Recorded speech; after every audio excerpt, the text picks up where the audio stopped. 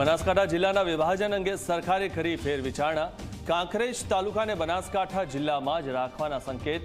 ધાનેરાના ખીમત ગામને પણ બનાસકાંઠામાં રખાશે।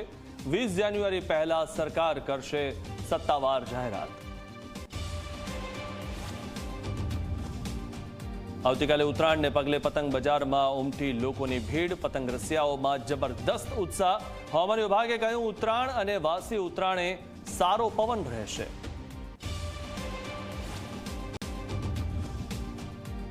બેટ દ્વારકામાં સતત ત્રીજા દિવસે ફરી વળ્યું દાદાનું બુલડોઝર। સરકારી જમીનો પર ઊભા દબાણો હટાવવાની કાર્યવાહી। મુખ્યમંત્રીએ કરી કામગીરીની પ્રશંસા।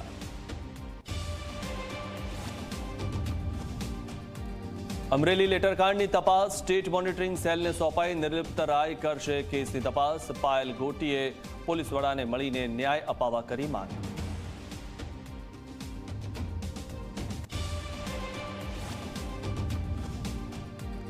સાધુ સંતો અને અખાડાના મહંતોના શાહી સ્નાન સાથે મહાકુંભ મેળાની થઈ શરૂઆત।